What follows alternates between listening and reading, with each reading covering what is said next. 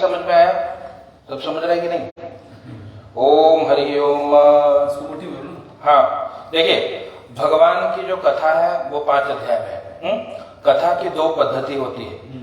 एक पद्धति होती है व्यास पद्धति और एक पद्धति होती है समास पद्धति। व्यास पद्धति मतलब विस्तार करना। हाँ, 4 श्लोक को 18,000 श्लोक में समझाना।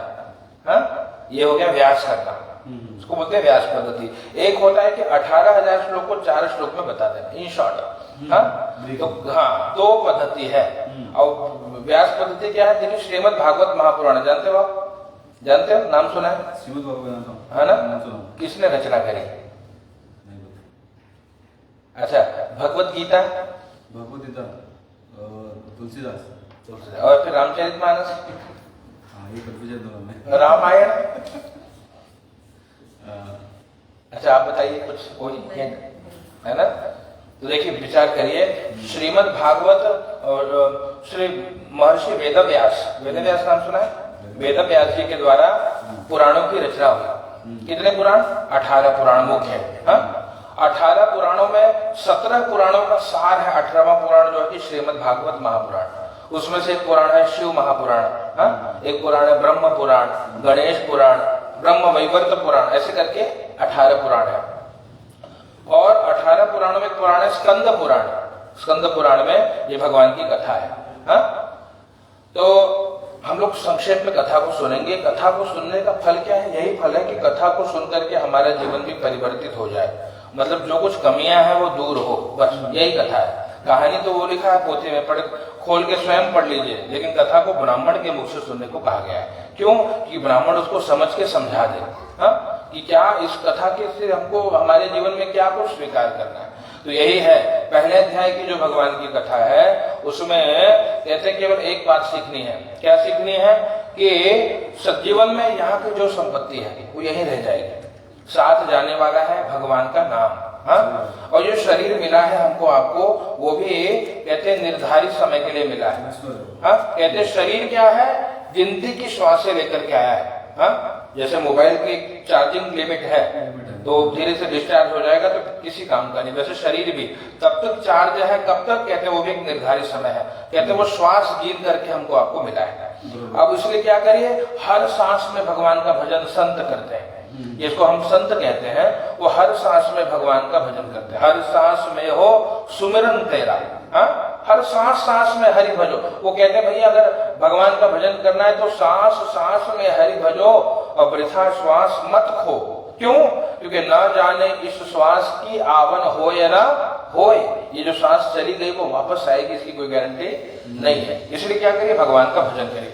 अब हम लोग हैं गृहस्थ लोग, तो हर सांस में भजन तो कर नहीं पाएंगे, तो क्या करिए? कहा हमारे लिए इतना है कि कम से कम भगवान का स्मरण 3 काल करिए। 3 काल मतलब 3 बार, त्रिकाल 3 बार करिए, सुबह दोपहर शाम। हाँ? इसको त्रिकाल कहते हैं। त्रिकाल संध्या, त्रिकाल यज्ञ, त्रिकाल भोजन, त्रिकाल भजन। तो 3 काल करना चाहिए। कहा महाराज हमसे नहीं हो पाएगा, गृहस्थी हाथ जोड़े था, बहुत काम है महाराज। तो फिर बोले ठीक है 2 काल कर ले, सुबह शाम कर ले भगवान का भजन। हाँ?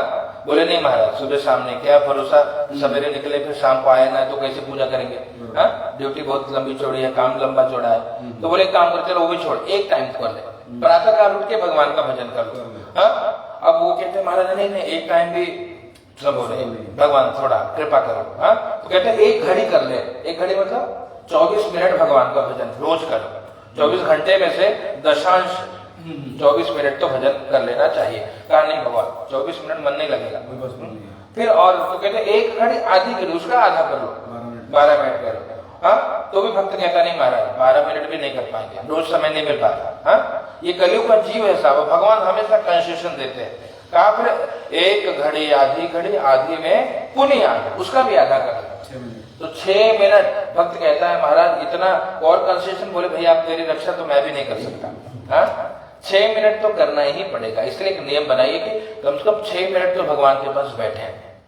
क्या करें बैठ के? तो माला जपिए, नाम जपिए, ध्यान करिए, मेडिटेशन करिए, योग करिए, प्राणायाम करिए, भजन करिए। बहुत माधुर्य भक्ति 9 प्रकार की है भैया। हाँ?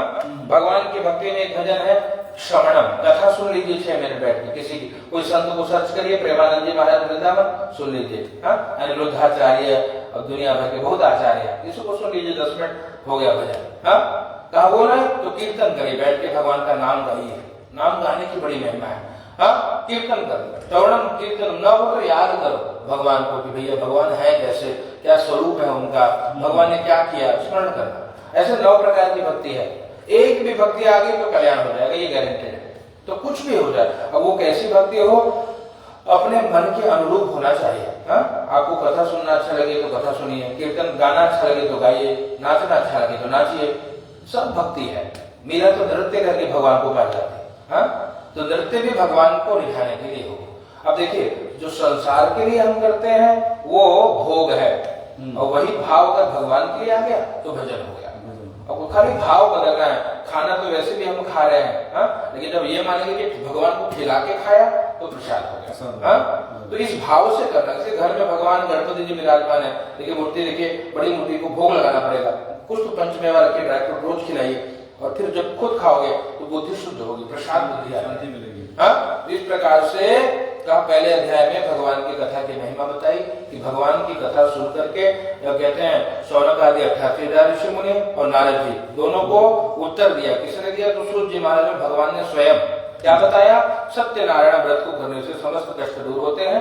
नारद जी के 4 प्रश्न, फल विधान किसने किया, कब करे, 4 प्रश्न पूछा। का फल यही है, दुख शोक आदि शमनम, दुख शोक आदि का शमन होता है, धन धान्य की वृद्धि होती है, सौभाग्य संतान आदि प्राप्त होता है। जो कुछ चाहोगे भगवान की कृपा से सब कुछ मिल जाता है। यही भगवान की कथा का फल है। बोले विधान क्या है? बोले जितना सामर्थ्य है। हाँ, अब साउथ में देखिए जब सत्यनारायण कथा हो 10,000 के फूल से डेकोरेशन करते हैं, फूले 10,000 क्या, बाकी तो छोड़ दीजिए। हाँ, तो उनका अपना विधान है। तो जितना लगाइए, आपका सामर्थ्य है, अपने शक्ति के अनुसार बढ़िया केले के मंडप में भगवान को बैठा के ठाकुर जी को भोग लगाइए, कथा सुनिए, यही विधान है। बोले फिर महाराज किसने व्रत को किया? 4 अध्याय में बताया। और चौथा, कदा कार्यम, आपके व्रत पूजा को कब करें?